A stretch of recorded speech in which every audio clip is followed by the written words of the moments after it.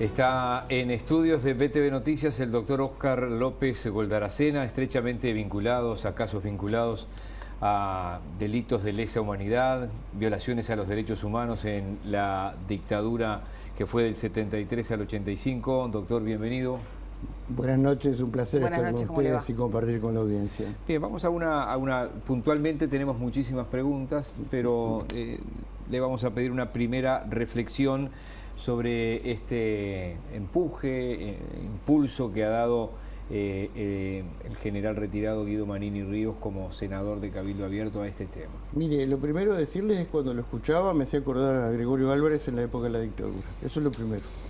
¿Por qué? Porque se pretende instalar un relato y un discurso falso donde se está atentando contra el Estado de Derecho. Se está atentando contra la institucionalidad republicana. ¿Sabe por qué se atenta contra el Estado de Derecho? Yo quiero ser claro en esto. Mire, el Estado de Derecho es nuestra institucionalidad como Estado, como sociedad, regida por el derecho. El derecho no se agota en la Constitución. El derecho, en la cúspide de esa pirámide de normas jurídicas, existen normas obligatorias, imperativas, generales, universales, que están por encima de la soberanía de los Estados. Entre ellas, las normas que disponen la protección de los derechos humanos fundamentales. Por ejemplo, por citar unas.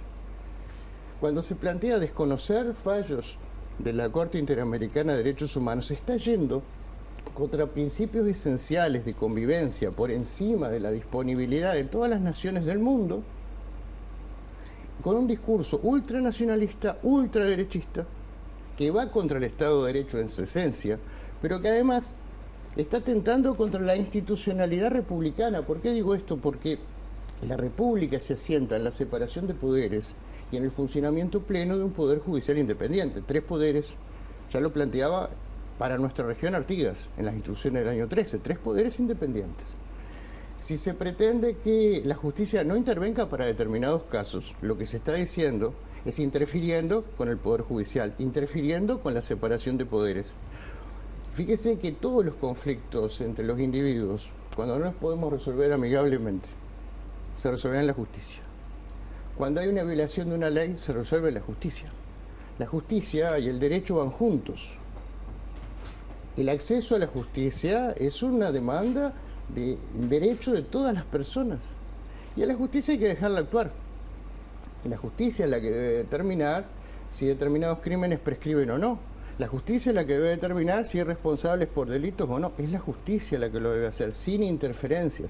Lo que no se puede hacer es dictar una ley que no se juzguen determinados hechos. Porque la ley de caducidad, en su momento declarada inconstitucional, condenado el Uruguay por esa misma ley de caducidad, porque lo que hacía era impedir juzgar.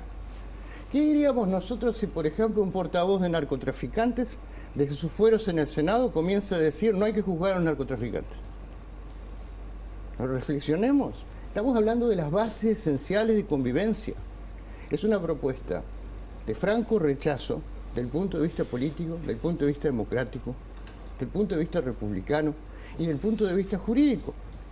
Quiere decir que no me merece, ese es el primer análisis. Por eso me hizo recordar épocas pasadas. Porque es fuerte cuando en ese detalle cuando él dice que no nos tienen que mandar los de afuera. Yo estaba mirando el pasado reciente de Latinoamérica. El país que quedó fuera lo observaron tantas veces a Chávez que Venezuela terminó quedando afuera. Pero ¿qué era lo que decía Gregorio Álvarez cuando al Uruguay, desde los organismos internacionales, se le exigía que los militares dejaran de torturar, dejaran de desaparecer, dejaran de cercenar nuestras libertades ciudadanas, de los que no teníamos nada que ver con la política, dejaran de asesinar gente, como pasó con Salman Michelini, con Gutiérrez Ruiz, con otros? Sí, o con Roslik, yo qué sé. Exacto. Eso es parte de los cuestionamientos. La pirámide de normas jurídicas no se agota en la Constitución, pero miren, les recuerdo, y lo recordaba esta tarde, la propia Constitución de la República tiene 2 normas que son muy importantes y que a veces las olvidamos. El artículo 239 de la Constitución obliga al Estado a juzgar los delitos contra el derecho de gentes. ¿Qué son los delitos contra el derecho de gentes? Un genocidio, crímenes de lesa humanidad, esos son los delitos contra el derecho de gentes. La Constitución lo mandata. Otra norma de la Constitución, el artículo 72, son derechos inherentes a todas las personas por el hecho de ser personas los derechos que tenemos, aunque no estén en la Constitución. Los derechos inherentes a la personalidad humana tienen rango constitucional. Los que derivan de la forma republicana de gobierno, precisamente, tengo derecho como ciudadano a exigirle al gobierno, ¿verdad? Al gobierno actual, que deje actuar la justicia.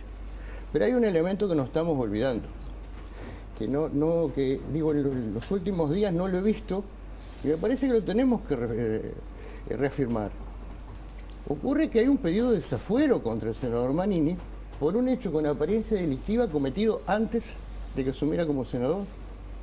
¿Qué es el pedido de desafuero? ¿Qué es? Es porque hay un pedido de procesamiento, un pedido de formalización, hecho por el sistema judicial, para que sea juzgado por un delito grave, muy grave. ¿Qué quiere decir esto? Que el Poder Legislativo hoy lo que tiene que resolver es el pedido de desafuero. Si este ciudadano que hoy goza de fueros, que en virtud de esos fueros puede estar realizando las propuestas que está realizando, no tiene que comparecer o tiene que comparecer a la justicia por un delito cometido antes de asumir como senador. Ese es el centro.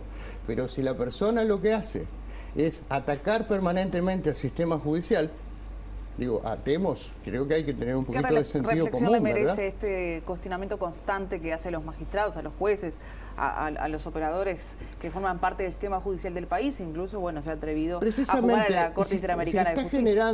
Está tratando de instalar un relato que no le hace mal a la institucionalidad republicana. Por eso quiero precisar las palabras, la separación de poderes. No se puede presionar de esa forma al Poder Judicial, no se puede presionar de esa forma al sistema judicial, cuando precisamente el sistema judicial, en el sistema judicial hay un pedido de procesamiento contra esta persona. Con respecto a la ley, él no pretende derogar la ley de caducidad, lo que busca es derogar la ley de 2011, la ley interpretativa. Quisiera saber cuál es su opinión. Me acuerdo las sesiones clarito, porque parte de la cátedra que iba cuando se había redactado aquello decía que había cosas inconstitucionales. Después la Suprema Corte declaró 2 de los 4 artículos inconstitucionales. Hablaban de una aberración, de un mamarracho jurídico.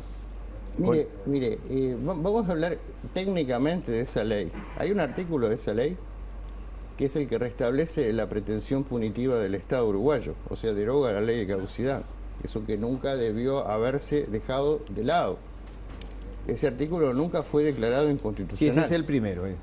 Quiere decir, los demás artículos de la ley vinieron a paliar de alguna manera y de forma muy desprolija lo que no fue en su momento el proyecto de ley interpretativo de la Constitución que se había votado en el Senado y que luego por el voto atrás del diputado Semproni no se logró aprobar. Recordemos la historia. Sale la ley interpretativa. Sí, que faltó el voto ese en el oficialismo más el resto. Una ley interpretativa que con esos artículos que se agregaron, o sin esos artículos, se hubiera podido juzgar igual.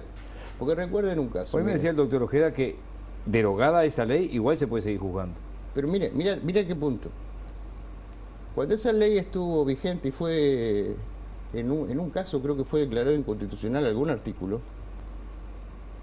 el caso Perrini que teníamos, el que hablamos hace un par de meses, se pudo juzgar.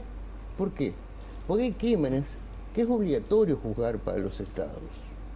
Hay una razón hasta moral, aparte de jurídica, moral de juzgar, pero además el derecho ampara el juzgamiento. Pero aquí lo que se pretende cuando se habla de derogo tal ley, no, lo que se pretende, y la propuesta concreta, es reinstaurar un sistema de impunidad, que no se siga juzgando a los militares por esos crímenes. ¿Crímenes que cuáles? Recuerden, Gregorio Álvarez creo que fue condenado por más de 30 homicidios muy especialmente agravados. Fueron por los que fue condenado. Hace poco, hace años, 10 años atrás, fueron condenados militares por más de 20 y pico de homicidios muy especialmente agravados. Hay juicios en curso, dejemos que esos juicios sigan, no presionemos a la justicia. La justicia es la que soluciona los conflictos humanos, la que incluso, si nos remontamos en temas históricos y filosóficos, si vamos al origen de la justicia, es la que sustituyó la violencia privada, la venganza privada. Se institucionaliza un sistema en un Estado de Derecho por el cual los tribunales son los que deben impartir justicia para que determinados hechos no se repitan y se prevengan. Está el presidente de la República manifestando en las últimas horas que era algo que no estaba en las prioridades y lo cual ya se había hablado, que era esclarecer la búsqueda de los desaparecidos. Indudablemente yo confío de que el poder político en todos los actores políticos rechacen esta propuesta y que defendamos la institucionalidad democrática del Estado de Derecho como se le debe defender, comprendiendo cómo es, y que la gente lo comprenda, que nos apropiemos del derecho, de los conceptos de derecho, ¿verdad? Doctor López Goldaracena, gracias por hoy. A las órdenes por ustedes. Y gracias a ustedes y a la audiencia. Nos reencontramos en cualquier momento. A las órdenes.